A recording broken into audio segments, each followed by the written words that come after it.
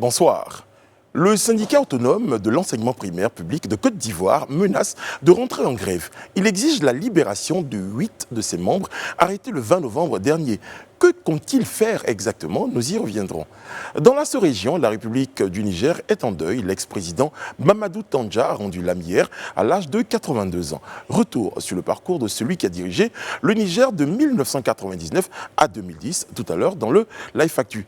Et aujourd'hui, 25 novembre, le monde entier célèbre la journée internationale pour l'élimination de la violence à l'égard des femmes. Pour en parler, nous recevons ce soir M. Kofi Socrate, chef de service communication et mobilisation sociale du Comité national de lutte contre les violences basées sur le genre. Nous recevons également le sociologue Zawi Valentin et Mme Mégane Beau, présidente de la Ligue ivoirienne des droits des femmes. Débats et analyses, décryptage de l'information. L'actualité, comme vous l'avez toujours souhaité, c'est dans le Live Talk. Bienvenue.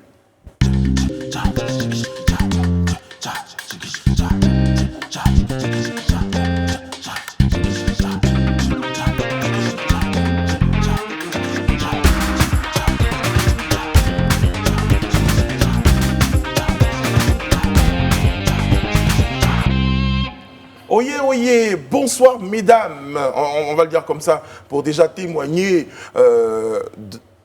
Pourquoi vous me regardez comme ça, mesdames? Vous faites comme si c'était la première fois que je vous mets à l'honneur comme ça, non? Ça doit être normal de démarrer par nous. Bonsoir mesdames. Bonsoir Brice. Bonsoir monsieur. Bonsoir Brice. Alors, on pensait ce matin, en préparation de cette émission, nous pensions à des chansons. Parce que nous, pendant qu'on prépare l'émission, on a les sujets très sérieux, mais dans nos têtes, il y a des chansons. Il y a des chansons. Et dites-vous, vous pensiez à laquelle des chansons ce matin? Un zouk qui vous a marqué là? Oui, je crois que c'est le zouk de Guilou. Ah, Fille du Soleil? Fille du Soleil, oui. Ça vous a marqué aussi? Oh, yeah. Ça me rappelle des odeurs, une ambiance de Noël, des souvenirs marquants. Mon enfance. Pas fais-moi la peine, non. Pas fais-moi la peine, non, Clément. Pas fais-moi la peine, non. Oh. Ouais, je pense que c'est à propos pour cette journée. Eric, oui. Oui. Pas mal, pas mal. On rigole, mais on rigole vraiment parce que Rihanna Assier n'avait pas ces zouks-là. Non. Alors moi, je pensais à La vie en rose. Non. La vie en rose d'Edith Piaf. J'allais loin quand même. Ah ouais.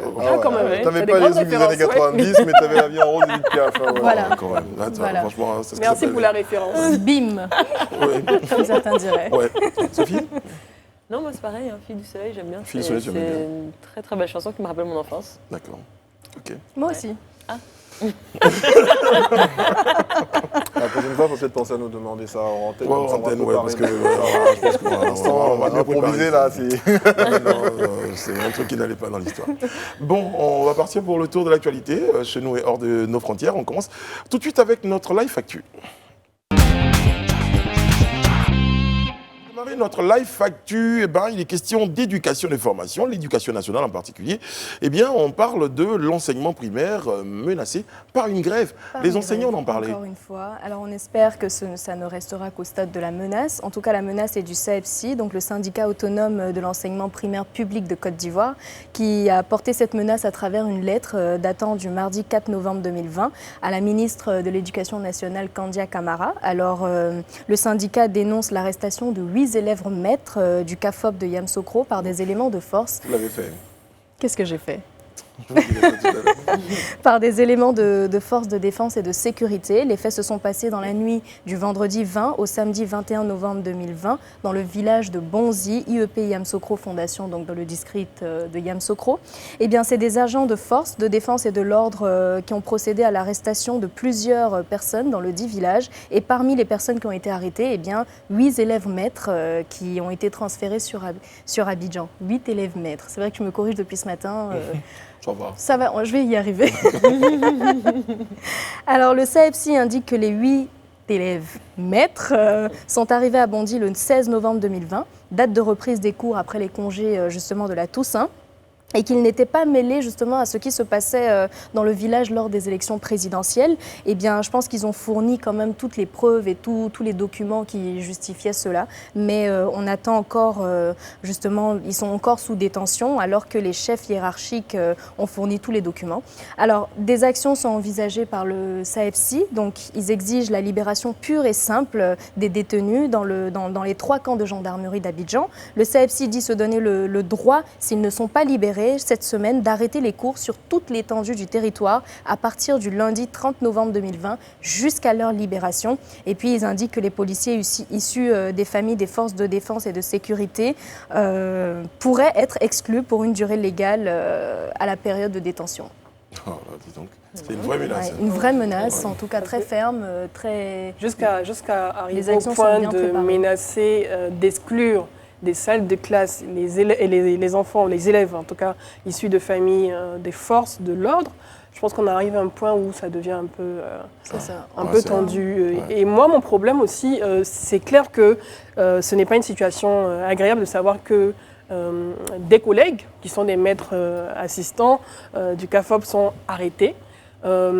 Après, je me dis qu'il y a forcément des circonstances ou des éléments en possession des forces de l'ordre, en tout cas de cette région, de la région de Yamoussoukro, qui ont peut-être amené à ces arrestations.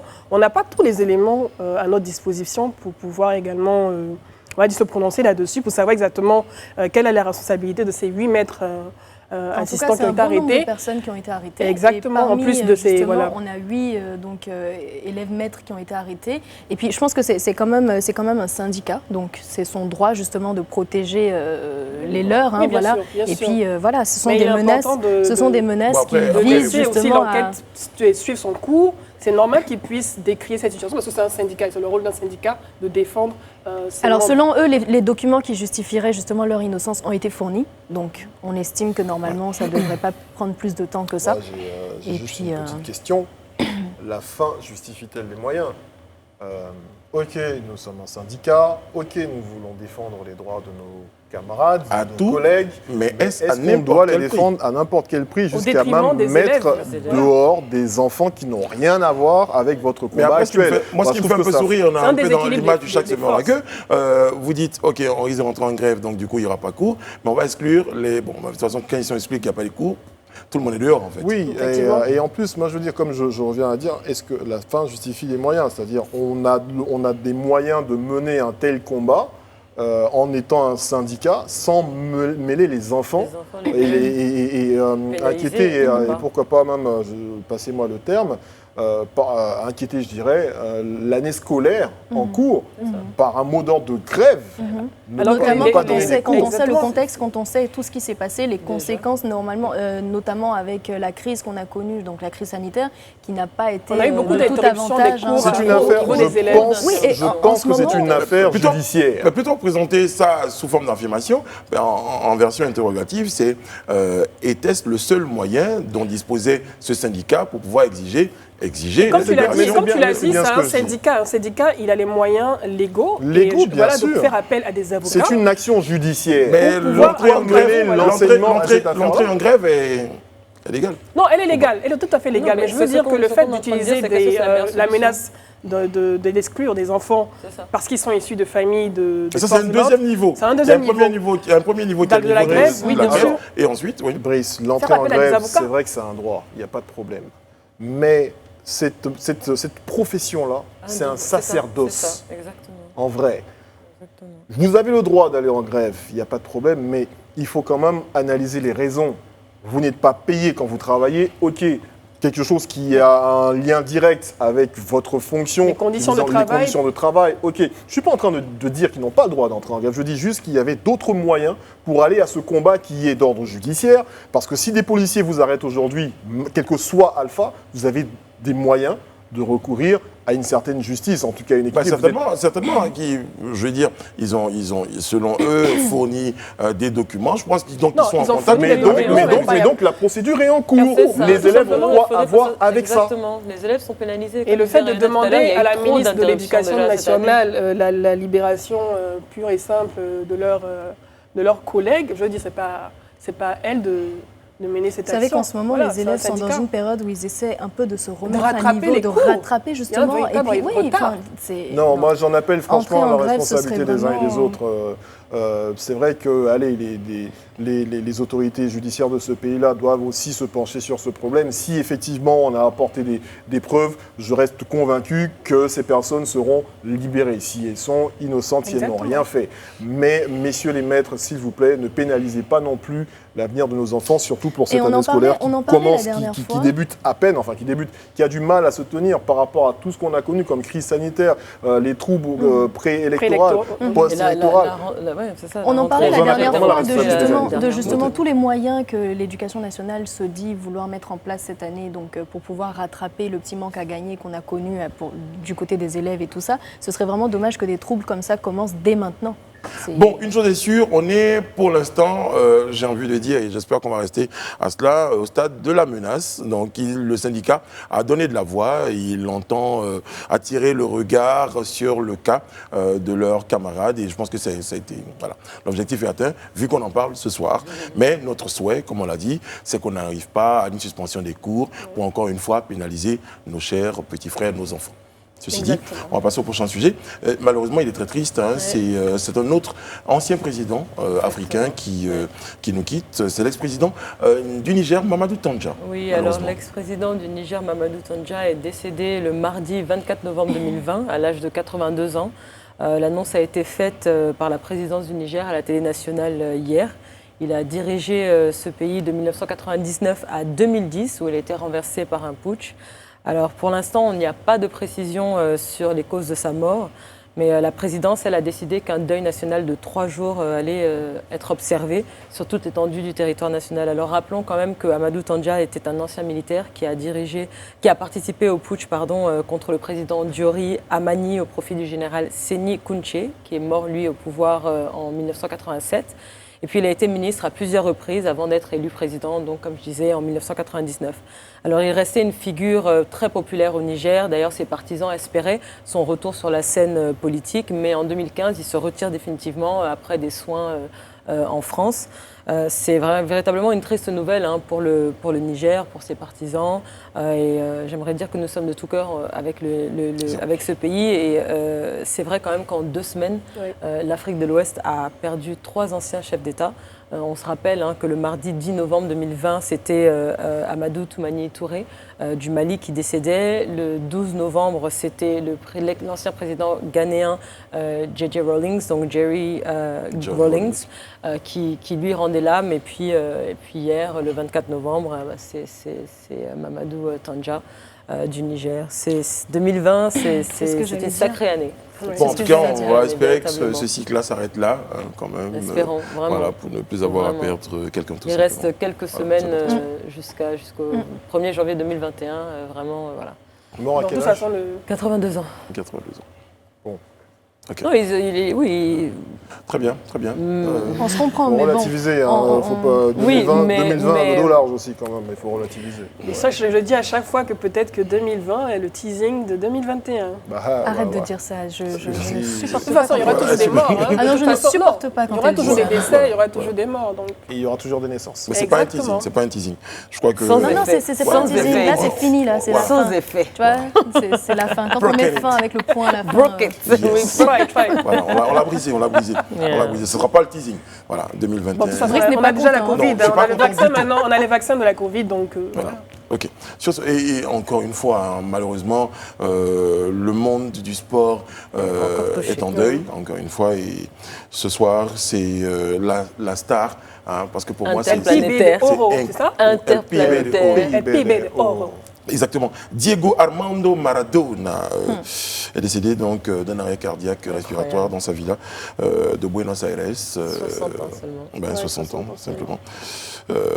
Il aura marqué l'histoire du football par son talent, c'est vrai, par ses phrases. Aussi, mais en tout cas, c'était une star. C'était une star, une véritable star dans tous les sens du terme. Et ça, j'ai du mal avec ça. peut-être parce qu'elle n'a pas forcément connu Diego Maradona. Je suis pas très fan de football, et le Pibe de Oro, quand elle dit qu'il a marqué le monde du football par ses phrases. Non, j'ai pas dit. Aussi. Non, j'ai juste mais rajouté. Mais ça, on ne doit même pas en parler. Diego Maradona. Tous les médias. Est-ce que vous savez qui c'est Diego Maradona? En Argentine, dans son pays, les gens lui vouent un culte. La main d'or. Il y a même des églises pour Diego Maradona. Une chose est sûre, même ceux qui n'aiment pas le football. Alors, il y a eu une fois, à un moment, et ça s'était passé en Coupe du Monde, où il a marqué avec la main. Alors, c'est resté la main de Dieu, d'accord, mais ça reste quand même. Non, mais les phrases,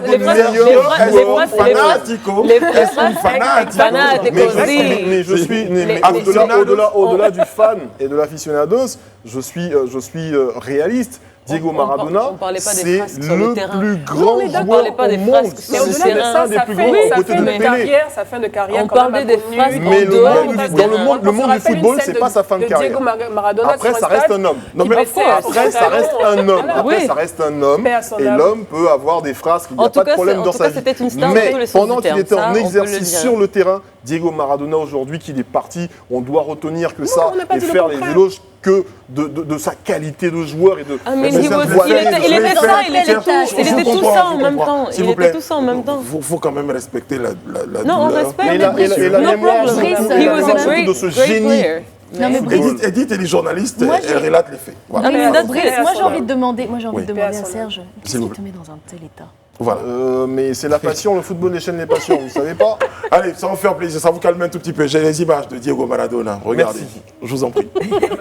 Pour les joueurs qui ne méritent pas ça, du football anglais. Maradona. Oui. Maradona. Oui. Valdano. Oui. Maradona, il était là, non, du point. De la main. Non, de la main. De la main, je te dis. Ah là là, il a pas mis de la main. Il l'a mis de la main. Il a mis de la main. Il a mis de la main. C'est sûr que vous allez dire ça. Franchement, je suis déçu parmi tout ce qu'il a pu faire dans sa carrière et toutes les images et tous les dribbles qu'il a pu réaliser. Pourquoi est-ce qu'on s'arrête sur cette image? Mais cette main-là, elle a été, oui, elle l'a suivi. Après, elle l'a suivi. Après ce geste-là, toute sa carrière, on parlait de cette fameuse main de Dieu. Voilà. Bon, mais on retiendra. Et ça, je vais faire plaisir à Serge. On retiendra que c'était l'un des meilleurs joueurs de la planète. Ouais, non, clairement, interplanétaire. Après Pelé ou avant Pelé? En même temps que Pelé, si tu veux. En même temps. Si tu veux, à côté de Pelé. À côté de Pelé, ok, d'accord. Ou après, Le fusillé du regard. Et là, je parlais vraiment sans parti pris, parce que si vous voulez que je vous donne mon avis personnel, je vous dirais que le meilleur joueur de tous les temps, il s'appelle Samuel Eto'o. High five. High five. Non, laissez pas cette main là. Laissez pas cette main tendue. Non, mais c'est Laissez Covid. pas cette main tendue. Non, mais c'est Covid. Voilà, c'est Covid. Check. Pourquoi j'ai check? Parce qu'effectivement, c'est les mêmes couleurs, sauf que c'est pas le même personnage. C'est un joueur du Barcelone, de Barça. Ouais. À l'époque, Samuel Eto'o jouait au Barça. Ouais. Et c'est Messi. Le Messi. Bon, allez, on N'en va, déplaise. Ça te dit? on va participer à la prochaine CAN et on verra d'autres joueurs. Mais il le disait Moi, lui-même, mon pote Diego. s'appelle les Osotio. Et puis il y a Evra aussi quand même. En tout cas, paix à son âme. Voilà. Et voilà, Ouais, paix à son franchement, âme, on ne voulait pas terminer sur une note triste pour dire que là, dans nos cœurs, on va garder l'image de ce formidable joueur, de cet homme-là qui avait cette joie de vivre, cette joie de jouer. Exactement, un showman. Ça va faire le show. Il savait faire le show. Diego, yeah, forever. On achève ainsi notre tour de l'actualité et on poursuit maintenant avec notre micro-trottoir. Comme dit.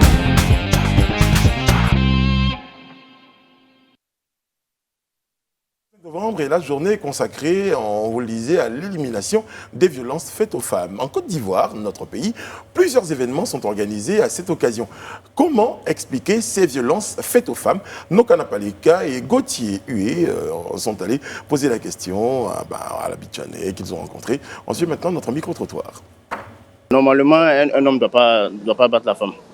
Voilà, donc moi je pense qu'il n'y a pas une explication pour dire pourquoi il n'y a pas d'excuse pour ça en fait. Voilà, parce que moi personnellement, je ne peux pas toucher une femme. Je préfère dialoguer, échanger avec la femme pour mieux se comprendre, mais pas porter la main. Comme on le sait bien, la femme, elle est spécialisée dans la provocation.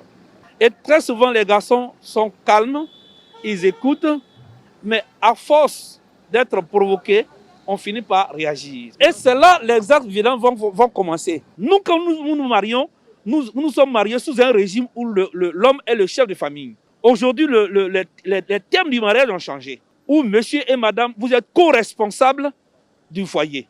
Ça pose un problème déjà. Parce que le mariage où on demande à la femme de se soumettre avec une chicotte dans les bagages de madame, avant, aujourd'hui, est-ce que ça peut marcher? Où vous êtes tous deux co-responsables. Donc, ce qu'on conseille à l'homme, quand une femme est instigatrice de litiges, de discussions inutiles, il faut quitter la maison. Calmement, tu prends de l'air. Comme ça, jusqu'à ce que tu reviennes, bon, le feu est éteint. Mais la femme, elle ne se lève pas comme ça pour dire non qu'aujourd'hui, parce que je suis faible, donc je provoque. Non, ça dépend de ce que tu as fait. Si tu as fait quelque chose qui ne lui a pas plu, là, elle ne peut pas te porter main, puisqu'elle sait qu'elle peut pas te frapper. Donc, elle préfère toi t'emmener à lui porter main. Donc, pour éviter cela, tu te retires calmement. Si je vois quelqu'un de chaud, de violent dans son comportement, je refuse ses avances carrément. C'est pas à discuter. Et jusqu'à maintenant, je trouve qu'il y a des traditions où quand même on te dit que même si ton homme te bat, il faut rester, il faut supporter et tout ça. Et déjà sur les réseaux sociaux, je lutte contre ça. Je me trouve que c'est pas normal de dire ça à une femme. C'est la préparer psychologiquement aux violences dans son foyer. Mais non, faut pas qu'on accepte ça. Quand tu frappes une femme, tu assumes les conséquences. Pour moi, même si on vit dans la même maison, mais tu as ta convocation quoi. Aux cheveux d'Ili, ça te rappelle qu'il ne faut plus faire. Je dis souvent, l'amour pardonne tout, l'amour accepte. Même quand on te trompe, après tu finis par pardonner quand tu aimes la personne. C'est de cette même manière, la manière dont tu m'as frappé, et je vais pardonner par amour. Tu vas pardonner le fait que je t'ai mis au violon pour 2 jours, par amour aussi. Et puis après, on continue l'amour quoi. Cela m'est arrivé de porter main à une femme. Mais c'était encore dans la jeunesse, je me suis laissé emporter. Mais après, j'ai fait mon mea culpa, je suis revenu à moi-même. Je me suis posé les vraies questions. Est-ce qu'il fallait que je le fasse? Parce que je n'ai pas été d'accord avec une attitude. Donc j'ai usé de ma force. Ce que je ne trouve pas normal. Voilà. Donc je me suis remis en cause. Et ce n'est plus arrivé. Cela date de plus de 30 ans. Ce n'est plus arrivé. Aujourd'hui, je règle d'une autre façon, mais différent avec ma compagne. Morceau choisi de ce micro-trottoir. La femme est la championne du monde de la provocation. L'homme doit sortir prendre l'air. Bon, la femme, dit-on, devait supporter tout, mais là, elle ne doit pas tout supporter. Les avis sont différents. Non, on est encore dans ce genre de préjugés. Et puis, ce n'est pas étonnant parce que les violences à l'égard des femmes sont les violences les plus répandues dans le monde, ce qui concerne les droits de l'homme. Donc, on a toujours cette conception de la femme qui est sous tutelle, qui doit être soumise et qui provoque sciemment la colère de son conjoint ou de son homme. Qui n'a rien fait. Après, c'est pas tant qu'une impression. Et j'en veux pour preuve cet élément du micro-trottoir où on a une femme qui nous dit qu'effectivement, la femme doit amener son homme à lui porter main. Non, elle ne sait pas ce qu'elle a dit. Je pense que si. Non, je pense que si. Elle a dit. Après, on l'a tous vu cet élément. Non, mais où tu vas en venir? Mais je veux juste te dire, je ne suis pas en train d'aller à l'encontre du fait que cette journée-là doit être dédiée. Et surtout généralisée. Non plus, je ne suis pas non plus en train de généraliser. Je veux juste qu'on souligne aussi un fait qui est super important, qui rejoint un peu les témoignages des uns et des autres, surtout des hommes. C'est qu'il y a aussi une autre forme de violence qui est la violence verbale. Et à ce niveau-là, que les hommes pratiquent aussi. Que les hommes avec grand H, femmes comme hommes avec petit H. Et à ce niveau-là, il faut peut-être que les hommes avec petit H, les femmes plutôt. Les hommes avec petit H pratiquent énormément de violences verbales. Mais je connais des hommes qui sont victimes de violences verbales dans leur... Il y a des hommes avec petit H. Aujourd'hui, on est en train de parler de la journée des violences, de la lutte contre les violences. Je ne veux pas jeter le voile sur cette journée.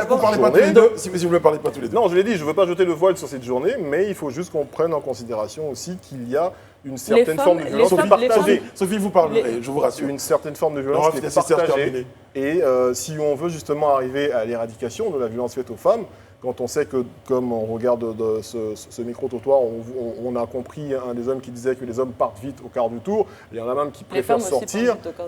Si je peux placer un mot au moins terminé, je dirais qu'il faut qu'on dose, que ce soit les hommes comme les femmes, au niveau de la violence verbale, parce que les violences physiques commencent toujours très souvent par les violences verbales. La réponse à la violence verbale n'est pas la violence physique, premièrement. Deuxièmement, les femmes subissent toutes sortes de violences, qu'elles soient physiques ou verbales. Le harcèlement, c'est une violence verbale. Quand on marche dans la rue et qu'on se fait siffler, que quand tu ne retournes pas, on t'insulte, on te dit tu es moche, tu es dégueulasse, tu es ceci, tu es cela, c'est du harcèlement. Je ne m'énerve pas. Je suis très passionnée.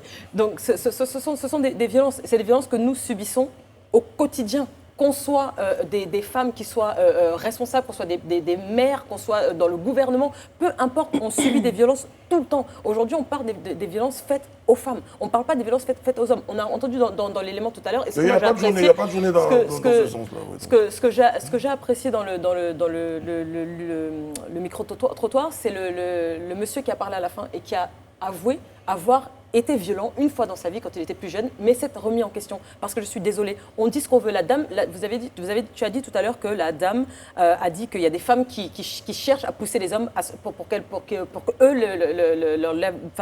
l'étape ou whatever. C'est pas ce qu'elle a dit. Ce qu'elle a dit, c'est que les femmes, sachant que certaines femmes n'ont pas le moyen de pouvoir se faire entendre par leur conjoint ou leur petite amie ou whatever, elles sont obligées d'utiliser ce qu'elles ont, l'arme qu'elles ont. Et des fois, c'est la parole. Et quand on veut justifier les violences faites aux femmes parce qu'on dit que les femmes parlent trop, pourquoi est-ce qu'elles parlent? C'est ce qu'il y en a une. Il y a après, une qui disait la même chose. Moi, j'aimerais juste. Pourquoi est-ce qu'elles se plaignent? Les hommes disent oui, les femmes. Est-ce qu'il y a débat? Il n'y a pas de débat. Brice, si tu permets, moi j'aimerais juste répondre à cette question qui dit comment expliquez-vous la violence faite aux femmes? Moi je ne me l'explique pas parce que j'estime qu'il n'est pas censé avoir de violence faite aux femmes parce que c'est un signe de faiblesse que d'être violent physiquement. Je suis désolée, comment est-ce qu'on n'arrive pas à gérer les tempéraments de sa femme?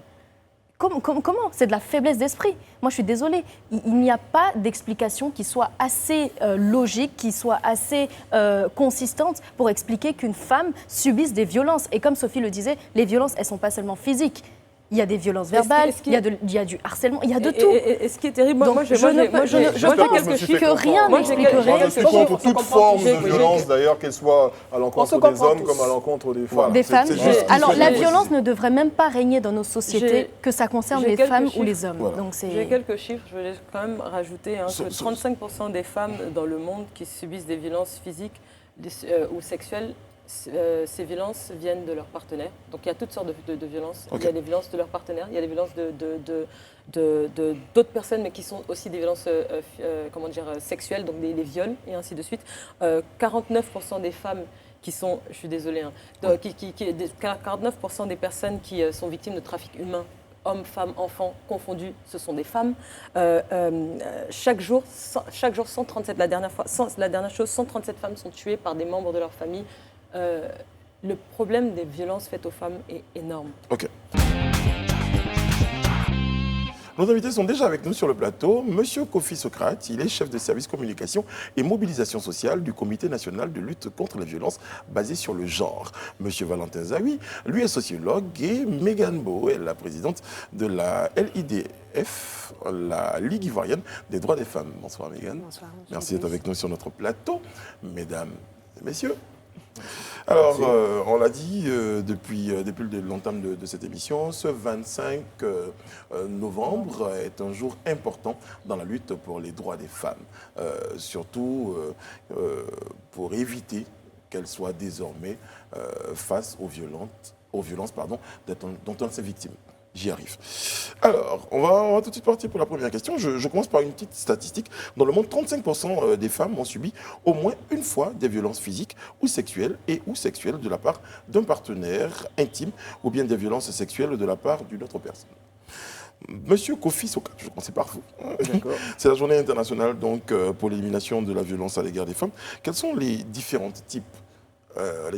types de violences faites aux femmes? Parce que tout à l'heure sur le plateau, c'était assez chaud. On parlait de violences verbales, de violences physiques, de harcèlement. Comment on peut définir tout ça? D'accord, allez, merci. Je pense que quand nous parlons de violence, nous parlons de tout acte perpétré contre la volonté d'une personne susceptible de lui créer des dommages. Les dommages peuvent être moraux, économiques et même physiques. Et au niveau international, dans la lutte contre les violences basées sur le genre, on a essayé d'harmoniser les choses. Donc, nous avons pu dégager 6 types de violences. À commencer par le viol, l'agression sexuelle qui se distingue du viol parce que dans l'agression sexuelle, elle ne repose pas sur l'acte de pénétration. Voilà, on pourra avoir aussi des mutilations génitales féminines dans l'agression sexuelle, ce qu'on appelle communément l'excision. Après, on a la violence physique.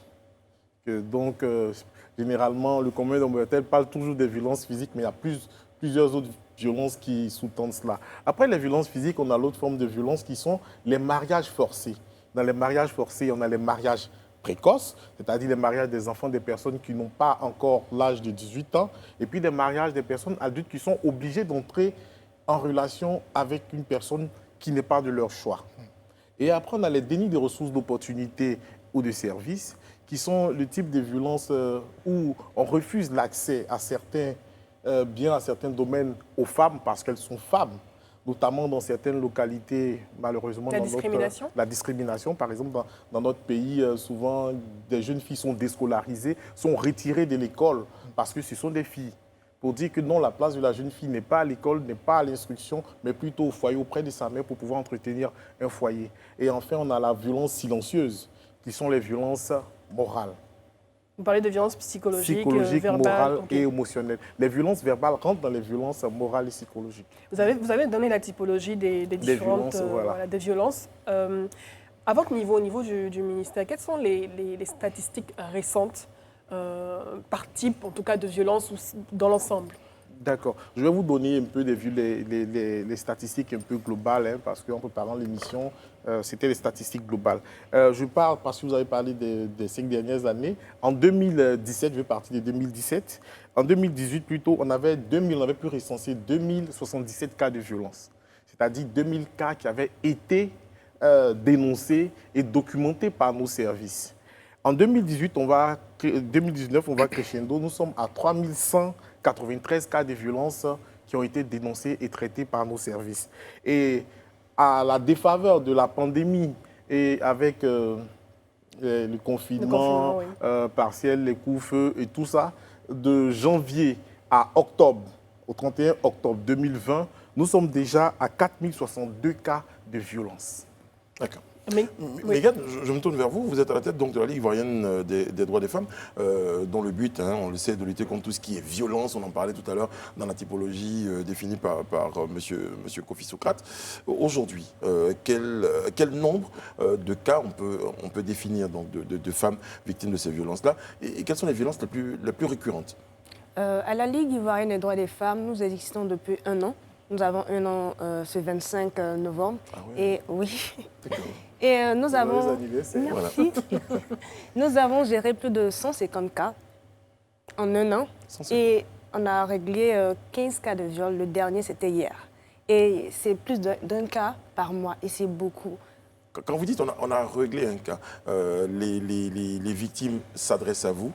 Et dans un premier temps, c'est une assistance psychologique. Comment vous intervenez? On intervient sur 4 volets. On a le volet juridique, parce que lorsqu'elles viennent vers nous, c'est pour un accompagnement juridique d'abord. Nous ne forçons pas la victime ou la survivante, comme on le dit chez nous, à porter plainte. C'est lorsqu'elle veut aller à la justice que nous l'accompagnons. Il y a le volet psychologique. Nous avons des psychologues bénévoles qui nous aident à pouvoir... donner tout ce qui est soutien à la survivante. Nous avons aussi le volet médical. Il faut dire qu'en Côte d'Ivoire, le certificat médical de viol ou de violence conjugale est de 50 000 francs. Ah ouais. Ah ouais. Donc ça veut dire que quelqu'un qui vient à l'hôpital, qui est violé, on lui dit un certificat médical à 50 000 francs. Ce n'est pas évident qu'elle puisse se procurer ce certificat-là. C'est déjà une barrière à l'entrée. Est-ce que vous avez entrepris des démarches avec le ministère pour arriver à ce que ce certificat médical soit gratuit pour une victime de viol qui en plus a été traumatisée? Quelle action menez-vous?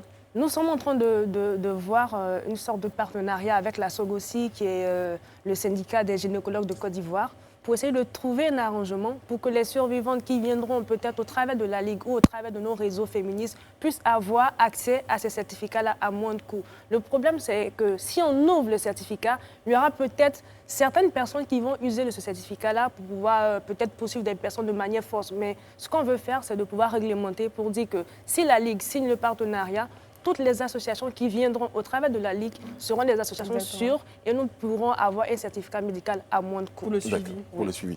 Je voudrais juste compléter. Je voudrais dire merci déjà à Mégane et à son ONG pour ce qu'ils font pour les survivantes de violences basées sur le genre.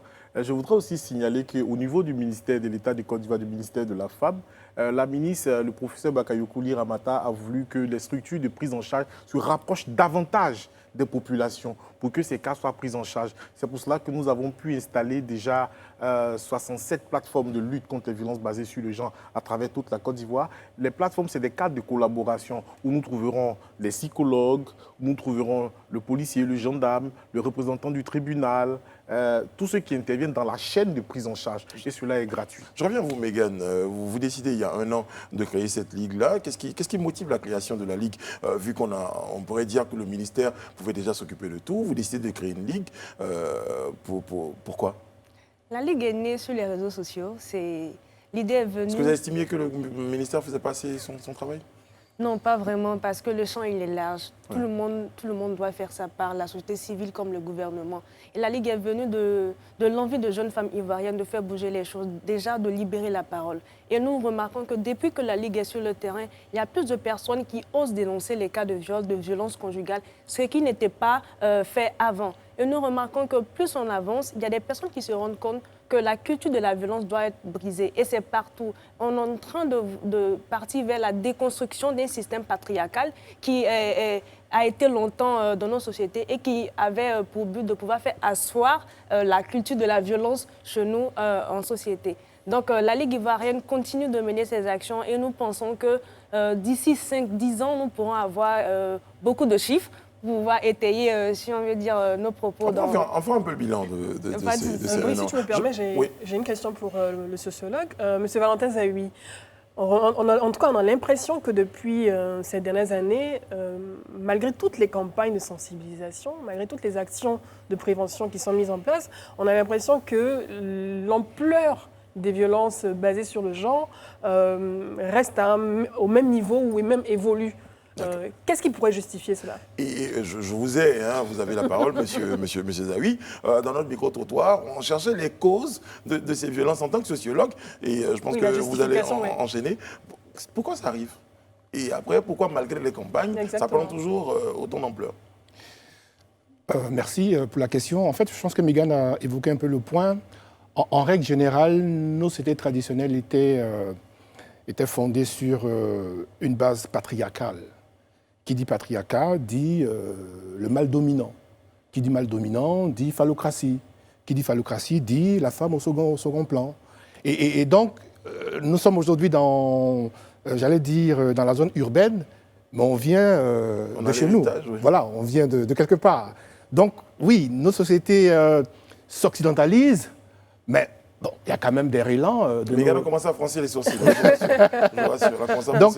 Donc ça vient aussi de là. Je veux dire, il faut, pour dire les choses simplement. Et il y a surtout aujourd'hui dans la société la représentation que les hommes, j'allais dire avec petit h, ont de la femme. Si on estime que la femme n'est pas l'égale de l'homme, derrière, ça motive certaines réactions. Voilà. C'est pas la vérité, enfin, le penser, c'est pas vrai. Mais malheureusement, il y a beaucoup de nos compatriotes qui ont cette conception de la chose. Donc, ça motive leur façon de réagir vis-à-vis de la femme. Mais en plus, on peut aller plus loin. Là, par exemple, pendant l'autoconfinement chez nous, je crois que les ONG ont travaillé sur le sujet. Le fait qu'on soit confiné, on soit dans le même espace, alors que généralement, chacun est peut-être dans son environnement, ben, ça crée des frictions. Et surtout des couples qui n'étaient pas toujours au même moment, dans le même endroit, ça crée des problèmes. Ça vaut en Côte d'Ivoire, ça vaut ailleurs aussi. Et comme dans la plupart des cas, on est en face de deux entités qui n'ont pas la même force, certains en abusent, notamment les hommes, parce qu'ils savent que lorsqu'il y a des frictions, et quand il n'y a plus d'autres arguments, certains utilisent un élément que l'autre n'a pas. Il faut noter qu'il y a eu 25 cas de féminicide en Côte d'Ivoire en 2019. Donc on parle de violence, mais ça va plus loin, ça va jusqu'au meurtre, jusqu'à la mort de la victime. Tout à fait. Mais au-delà de l'aspect, on va dire, traditionnel, sociologique, on est dans des sociétés modernes. Donc, étant dans des sociétés modernes, qu'est-ce qui pourrait justifier que, malgré cette évolution des mentalités, on soit encore à un stade où les femmes sont brimées, que ce soit au travail, que ce soit dans leur couple? au-delà de l'aspect sociologique? Est-ce que les médias ne sont pas... Non, mais en fait, non. L'éducation... Mais bien sûr, non, mais bien sûr, c'était important quand même de partir de, bien sûr, de la base. De quelque part. Exactement. Ça, c'est important en tant qu'Africain, en tant qu'Ivoirien. Maintenant, on est dans des zones urbaines, bien entendu. Il y a d'autres raisons qui peuvent justifier que des hommes aillent jusqu'à la violence. Dans l'élément, on donnait l'exemple, non, c'était plutôt pendant le journal. J'ai vu une dame qui témoignait de ce que son époux, son conjoint, ayant perdu son emploi, depuis quelques mois, n'avait plus... Donc, il y a ça. Le fait, quelqu'un qui n'a pas son équilibre psycho-émotionnel, il est tout à fait vulnérable à porter main. Vous avez aussi des raisons, j'allais dire, sociales, à tort ou à raison, mais bon, je pense qu'il y a quand même un peu de sens. On observe que dans des zones où les gens sont déshérités, où il y a beaucoup plus de pauvreté, les gens sont enclins à la violence. Mais ça peut s'expliquer aussi psychologiquement. Parce que si je n'ai pas d'occupation, si je ne suis pas, j'ai pas mon équilibre, à la moindre occasion, je pense que ce n'est pas la violence. Il y a un travail d'éducation. Voilà, donc, mais je termine avec ça. Mais ça, c'est le plus important. On en parlait un peu la dernière fois. Comment est-ce que les parents éduquent les enfants? Si déjà à la base, la petite fille, on lui dit non, toi tu es dans la cuisine, le petit garçon, non, toi tu as les bras croisés, tu ne fais rien. Mais on est en train de construire un homme qui demain va se dire, ou le petit garçon qui commence déjà à taper sa petite sœur. Justement, parce que on ne lui dit pas, tu ne dois pas taper ta petite sœur, elle est plus faible que toi, mais tu n'as pas le droit de la taper. Si on ne rattrape pas, que j'ai finalement le sentiment que je suis plus important que la fille avec qui j'ai grandi, je vais reproduire ça dans ma vie d'adulte si je n'arrive pas à équilibrer les choses. Monsieur Kofi Socrate. D'accord, je voudrais dire que la violence n'a pas de couleur, elle n'a pas de richesse. Que ce soit chez les riches ou chez les pauvres, la violence sur les femmes est toujours présente. Voilà. Et la question de madame qui disait que malgré les campagnes, malgré les actions des ONG, malgré les actions du gouvernement, les chiffres continuent de grimper. J'ai dit, c'est bien. Les chiffres grandissent parce que à travers les campagnes, les femmes commencent à briser le silence. Parce qu'avant, certaines personnes diront, non, c'est ton mari. Qu'est-ce que tu veux? Mais c'est ton mari. T'as battu, mais c'est ton mari. Aujourd'hui, elles comprennent que je ne suis pas le tam-tam, je ne suis pas la chose de ce dernier-là pour qu'il me maltraite. Non, mais en même temps, ce qu'on veut dire, c'est que vous relativisez, mais les campagnes sont là, on se rend bien compte que c'est comme si les gens ne comprennent pas. Non, c'est tout à fait ce que je dis. Les gens comprennent très bien. Et c'est parce qu'ils comprennent que... En fait, la parole est libérée. Elle est libérée désormais. Mégane. Voilà. Oui, j'aimerais dire que ce n'est pas maintenant que la violence augmente, c'est juste qu'on met la lumière sur cet état de fait. C'est juste là. Est-ce que c'est par des campagnes, des hashtags qui ont été rendus célèbres comme MeToo ou il y a eu également un équivalent ici en Côte d'Ivoire? Hashtag Vraie femme africaine. De notre responsable communication de la Ligue. Ça a permis de délier les langues. Ça a permis aux femmes de savoir qu'il y a des personnes qui peuvent les écouter. Et nous, notre slogan, c'est pour qu'elles ne soient plus jamais seules. Pour vous dire que même si vous avez été victime de viol, de violence, parlez, déliez la langue. Le fait de parler encourage d'autres victimes qui ne peuvent pas parler, qui ont peur des yeux, de pouvoir venir à la lumière et de dire « j'ai été victime, je veux parler ». C'est le premier pas vers la guérison. Mais est-ce que c'est facile pour les femmes en général parce que en général, on va dire à la femme que tu ne peux pas dénoncer ton mari parce que si tu le dénonces, il va se retrouver en prison. Donc il y a une sorte d'omerta. Est-ce que c'est facile pour les femmes qui viennent vers vous de parler? Comment vous arrivez à les faire parler? C'est pas facile du tout parce que déjà... Est-ce que vous avez des cas, par exemple, de femmes qui ont décidé de ne pas porter plainte ou qui ont décidé d'abandonner? Oui, il y en a plein qui abandonnent. Mais ce qu'on fait, c'est qu'on leur dit, vous avez le choix. C'est important. Vous me parlez à moi aussi, je vous rassure. Oui, bien sûr. On t'a oublié. On leur dit qu'elles ont le choix de pouvoir porter plainte ou pas. À la Ligue, on ne porte pas de plainte en tant qu'association. On aide les survivantes vers le chemin. Et il y a plein de personnes qui arrivent qui me disent je veux aller jusqu'à la justice, mais c'est le père de mon enfant, c'est l'oncle, c'est la tante. Ce qu'ils oublient, c'est qu'en ne donnant pas la possibilité à la justice de mettre cette personne-là en prison, c'est un prédateur sexuel qu'elle laisse dans l'environnement qui est susceptible d'agresser une autre personne. Donc, quand on essaie de leur étaler tout cet état de fait, elles se disent, bon, il faut que je prenne quand même mes responsabilités, il faut que je protège ma famille, mon environnement, et ainsi de suite. Ça commence à déclencher le processus de prise de parole. Pourquoi un autre point, si vous le voulez bien, c'est l'accompagnement. Mégane disait tout à l'heure, on n'encourage pas à porter plainte. Du côté du comité, est-ce qu'il y a un accompagnement juridique déjà pour, j'ai envie de dire, pour dissuader les gens qu'on ne peut pas se permettre de taper sur quelqu'un impunément? Qu'est-ce qu'il en est? D'accord, merci. Déjà, vous savez, comme elle a dit, il y a beaucoup de plaintes qui restent en cours de route. Hein, et même quand les plaintes restent en cours de route, ça n'arrête pas l'action judiciaire. Voilà. Mais nous, pour que ça continue, elle continue de poursuivre, elle continue d'accepter d'aller au bout de son action, il y a elle qui est prise en charge, mais il y a aussi son entourage immédiat qui est aussi prise en charge. Parce que lorsque elle est survivante, elle est victime de violence, elle vit mal. Mais ce n'est pas seulement elle qui vit mal, elle a l'entourage aussi qui ressent ce qu'elle vit. Donc le travail est aussi fait avec l'entourage. Et en fonction... Je vous arrête un tout petit peu. Ma voisine, elle a envie de savoir de façon très concrète, aujourd'hui, est-ce qu'un homme qui tape sa femme, est-ce qu'elle a le droit, dans un premier temps, est-ce qu'elle peut aller porter plainte à la police pour dire « mon mari me tape » ?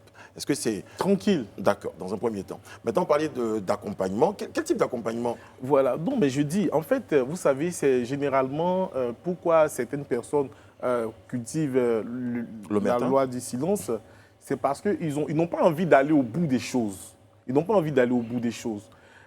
Nous, on va pouvoir l'aider à d'abord comprendre qu'elle est en danger. Et quand on est en danger, il faut pouvoir sortir de ce danger-là. Et celui qui le fait, il pose des actes répréhensibles. Elle a la possibilité de porter plainte. Nous, on ne va pas l'obliger à porter la plainte. Elle est libre de porter sa plainte ou pas. Mais nous, on lui donne toutes les informations nécessaires pour qu'elle comprenne et fasse un choix. C'est ce qu'on appelle le consentement éclairé. Et en plus de ça, quand nous la recevons, nous l'écoutons d'abord. Et en fonction de ce qu'elle va nous dire et de ce qu'elle ne nous dira pas et que nous comprendrons, parce qu'au comité national, c'est des professionnels qui y sont, c'est des fonctionnaires qui ont été formés pour pouvoir s'occuper de ces personnes-là, on va pouvoir déclencher une prise en charge soit psychologique, soit psychosociale et même médicale ou un accompagnement juridico-judiciaire pour pouvoir l'aider vraiment à la rétablir, à la restaurer. Est-ce qu'il existe une loi, rapidement, est-ce qu'il existe une loi vraiment dédiée aux violences basées sur le genre? C'est vrai qu'il y a des lois pour pénaliser les violences en général, mais est-ce qu'il y a un dispositif légal vraiment qui accompagne toutes les victimes de violences basées sur le genre? Oui, je pense que depuis quelque temps, la Côte d'Ivoire a vraiment fait beaucoup d'efforts et les efforts continuent d'être menés. Vous savez, en Côte d'Ivoire, désormais, lorsque la violence, même je prends le cas des mineurs, est portée sur un mineur, déjà, on a les services SPGEJ du tribunal qui prennent déjà le relais. Et même quand c'est hors du tribunal, on a les centres sociaux. Peut-être qu'ils ne sont pas beaucoup fréquentés, peut-être les gens ne savent pas un peu trop ce qui est fait dans ces centres sociaux. Voilà, la communication autour. Mais les centres sociaux sont un outil très important de réponse à ces types de violences. Parce que là-bas, les gens sont formés au quotidien. Et je vous dis, dernièrement, le comité, avec les petits troubles que la Côte d'Ivoire a vécu, le comité a entrepris déjà de former tous les acteurs des centres sociaux sur la prise en charge des violences basées sur les gens en situation d'urgence. Ça veut dire que nous travaillons aussi dans la prévention. Nous menons des activités de sensibilisation parce qu'il ne faut pas que ça arrive. Mais quand ça arrive aussi, il faudrait qu'on puisse pouvoir faire face. Moi, je vais être très concret ce soir avec vous, à tous les trois. Une dame, elle arrive, elle contacte vos services, et puis elle dit « Mon mari me bat ». On dit « Madame, nous vous avons entendu, nous vous écoutons, comment il vous bat, pourquoi il vous bat ». Oui, quand elle finit de vous dire ça, elle doit retourner dans son foyer. Vous parlez d'accompagnement. Est-ce qu'elle dit « Je ne peux pas retourner dans mon foyer parce qu'il va continuer à me battre », surtout qu'il a appris que je suis en train de venir vous rencontrer. Qu'est-ce qui est fait? Déjà, nous, on a le centre Pavios. On a le centre Pavios qui est à Tékoubé. Il existe? Oui, il existe, mais réhabilité depuis J. Il est fonctionnel? Il dit réhabilité. On n'est pas sûr, c'est réhabilité. J'avais une information concrète. Depuis juillet 2020. Depuis juillet 2020. Voilà. Il est à Tékoubé. Vous pouvez envoyer vos équipes de reportage, aller vérifier l'information. Voilà. Merci de la bonne nouvelle. Moi, j'avais une information contraire, mais bon, si vous le dites. Donc, je vous ai dit que beaucoup d'efforts sont en train d'être faits. Avec le professeur Bakayoko Liramata qui veut que ces services se rapprochent des personnes susceptibles d'être violentées. Bon, alors on était en train de parler du centre, et au-delà du centre, on peut l'envoyer dans le centre, qui est un centre d'hébergement et de transit. En vrai, est-ce qu'il y a un accompagnement économique? Est-ce qu'il y a un accompagnement économique pour dire, parce qu'en même temps, souvent, elle reste dans le foyer pour des raisons familiales. On va dire, tout le monde lui dit non, c'est ton mari, il reste là. Mais en même temps, souvent, on lui dit, sors de ce foyer-là. Elle dit, je sors, j'habite où? Je mange comment? Et comment c'est fait dans ce genre de cas? Je pense que Mégane aussi peut... Oui, concernant le centre Pavios, qui est réhabilité, mais qui n'est peut-être pas fonctionnel, parce que voilà, nous avons essayé d'appeler plusieurs fois le centre. Chaque jour, on a quelques cas de violences faites aux femmes. Et jusque-là, notre plus gros challenge, c'est de pouvoir permettre à la survivante d'être en sécurité. Et c'est notre plus gros rêve de pouvoir créer un centre qui sera géré par la société civile et aussi en collaboration avec le ministère. Qu'est-ce que vous reprochez au centre qui est géré par le comité? Le ministère. Le ministère. Depuis 1 an qu'on existe, on nous a parlé du centre Pavios qui est fonctionnel, réhabilité. On n'a jamais pu avoir accès à ce centre-là pour nos survivantes jusqu'à aujourd'hui, malgré toutes les relances qui ont été faites. Donc je me dis, si le centre était réhabilité, il serait bien qu'on puisse, avec le ministère et le centre, le comité, pouvoir avoir des séances pour nous dire, voilà, voici la procédure ou la démarche pour pouvoir envoyer vos survivantes. Mais jusque-là, nous n'avons pas été... je pense que ce soir, c'est acté. Voilà, vous avez réhabilité, mais ce soir, le cadre d'échange est mis en place. Réhabilité fonctionnelle équipée. Donc, on peut envoyer nos survivantes. Alors, le centre, il est à Tékoubé. Okay. C'est que le seul centre qu'on a en Côte d'Ivoire? Pour le moment. Mais comment on fait pour vous contacter? Le numéro de téléphone? Bon, nous avons, merci de me donner cette occasion, nous avons développé une ligne verte, le 1308. 1308. Voilà, il faudrait qu'on puisse retenir cela. Moi, je reviens à cette question. Un seul centre pour toute la Côte d'Ivoire. Combien de femmes Non, ce n'est pas un seul centre pour toute la Côte d'Ivoire. Il y a des ONG qui ont des centres aussi, qui bénéficient souvent de l'appui de l'État. Le centre Pavios, il est exclusivement étatique. Ok. Voilà. Et vous accueillez, le centre peut accueillir combien de femmes? Le centre peut accueillir 8 à 10 femmes. C'est pas suffisant. Et combien de cas vous avez par mois? Par mois, nous avons plus de 20-25 cas. Je vous ai dit, on était à notre 15e viol hier. Nous avons plus de 150 cas en 1 an. Si on doit prendre 8 personnes par... En fait, ce n'est pas tous les cas qui ont besoin aussi d'hébergement. Oui, mais dans la plupart de nos cas, 80% des cas gérés par la Ligue sont des cas qui ont été bloqués à cause de l'hébergement. Parce qu'on dit à une jeune dame, viens, on te prend en charge. Elle me dit, bon, je vais où après? Qu'est-ce que je fais? Même la petite, vous avez suivi la petite Sita qui a poignardé son époux, qui était marié de force, elle avait 15 ans. Et après... C'est quoi la suite? Parce que la mère n'est plus dans le foyer. Elle a fui parce qu'elle a été obligée de dénoncer les personnes. Mais elle a fui. Où est-ce qu'on la relocalise? La petite Sita, on la met où? On est obligé, nous, avec les associations sœurs, de pouvoir aider cette petite-là. Ce n'était pas de notre ressort normalement. Il aurait fallu qu'une structure étatique vienne prendre le cas parce que c'est un cas, un cas qui a été rendu public. Une petite fille de 15 ans mariée de force qui a été violée à répétition et qui a été obligé de poignarder son agresseur pour pouvoir se défendre. C'est un cas qui méritait quand même qu'on puisse s'attarder dessus. Monsieur Kofi, qu'est-ce que vous répondez à ça avant de passer à M. Zawi? Oui, mais je pense que l'action de la société civile vient compléter l'action étatique. Hein. Voilà, là où il y a des insuffisances, c'est bien que vous puissiez pouvoir nous aider. Moi, c'est pourquoi j'ai dit je remercie les ONG, parce que nous sommes dans une réponse commune. C'est de créer une synergie autour de la question et adresser les violences basées sur les gens tranquillement. Monsieur Zawi. Oui, je voulais juste, à la suite de ce que M. Kofi a dit, au niveau de l'État, il me semble aussi qu'au niveau des commissariats, il y a des services spécialisés qui gèrent bureaux d'accueil genre. Voilà, les violences basées sur le genre, donc ça c'est important de le souligner. Mais il est vrai qu'il y a un travail important qui doit être fait, parce qu'au niveau de la prise en charge, c'est bien que des ONG ou des ligues comme celle de Mégane fassent un travail, mais je pense que l'État aussi, à son niveau, doit vraiment prendre toute sa place, parce que sous d'autres cieux, c'est quand même un domaine important, essentiel, où l'État est très présent, où il y a des structures, parce qu'une femme qui est violentée, effectivement, pour l'accompagner, il faut quand même la sortir de là où elle était, pour psychologiquement aussi lui permettre de se retrouver. Donc ça, c'est aussi important qu'un travail soit fait. En tout cas, on parle de centre d'accueil, mais quelqu'un aurait dit mieux vaut prévenir que guérir. Qu'est-ce qui est fait pour prévenir toutes ces choses-là? Des actions d'éducation, de sensibilisation auprès des hommes, pour qu'ils n'abusent pas d'une certaine autorité. Qu'est-ce qui est fait? Moi, j'ai une question rapide. Est-ce qu'il y a des hommes dans votre association? Oui. Okay. Très bien. Alors, qu'est-ce qui est fait? Il y a des Ifanchi. Hein. C'est ce que je voulais. Bien sûr. Nous faisons beaucoup de sensibilisation sur les réseaux sociaux et aussi sur le terrain. Nous faisons des sensibilisations en langue locale, parce que c'est vrai, on oublie qu'aussi la violence faite aux femmes est beaucoup faite dans des sociétés qui ne sont pas vraiment éduquées. Donc nous partons d'une société... Vous parlez à qui? On parle aux femmes, on parle aux hommes, on parle aux leaders communautaires. Parce qu'on le fait avec le langage qu'ils comprennent. Le langage qu'ils comprennent, on peut le faire en malinqué, on peut le faire en baoulé, mais on le fait. Mais on essaie aussi de rassembler les survivantes de violences faites aux femmes pour qu'elles puissent parler à d'autres femmes qui sont dans le même cas, qui ne veulent pas parler, ou à d'autres hommes qui n'ont pas encore mesuré l'ampleur des actes de violence sur les femmes. Et en général, en général, les femmes qui refusent de partir, c'est parce qu'elles n'ont pas peut-être une situation financière bien établie, elles ne sont pas autonomes. Quelles sont les actions aussi que vous menez dans ce sens pour sensibiliser ces femmes également à pouvoir être indépendantes? Parce qu'en général, c'est ça qui ne les fait pas partir du foyer. Oui. Quand c'est nécessaire. Quand c'est nécessaire, bien sûr. À la Ligue, nous nous appuyons un peu sur les conséquences. Nous faisons aussi beaucoup de sensibilisation, mais nous aidons ces femmes-là à se reconstruire. La Ligue vit sur ses fonds propres, avec les cotisations de ses membres. Donc nous pouvons lancer des fonds, des levées de fonds sur les réseaux sociaux pour pouvoir aider ces membres-là, mais on le fait au cas par cas. Au cas par cas, parce qu'on n'a pas de budget pour faire fonctionner la Ligue. Le ministère est là, il va vous accompagner. Le ministère, on peut faire un plaidoyer. Un plaidoyer. Oui. On peut faire un plaidoyer. On va revenir. Moi, j'observe, avec votre permission, que les ONG chez nous, généralement, sont financées par des organismes internationaux. Ça veut dire qu'il y a du sens à les aider à faire le travail.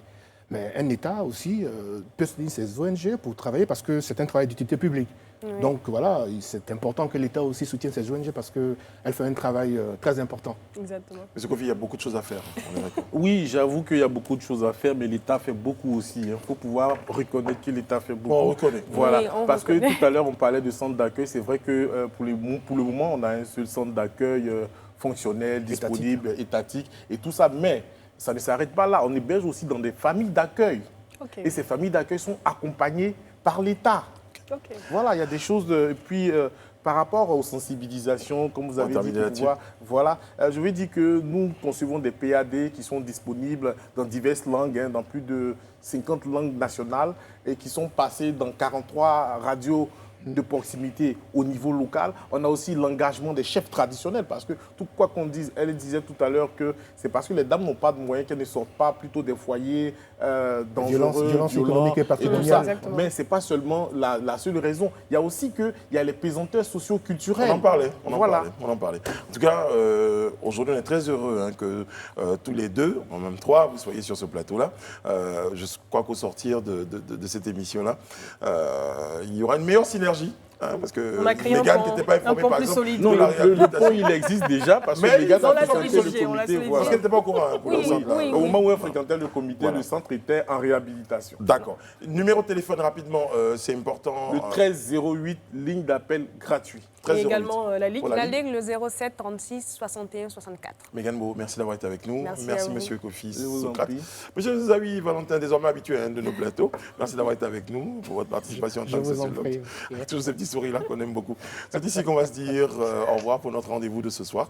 Eh bien, merci d'avoir été avec nous. Prenez soin de la Côte d'Ivoire, prenez soin de vous et que Dieu vous garde. Et prenez soin des femmes.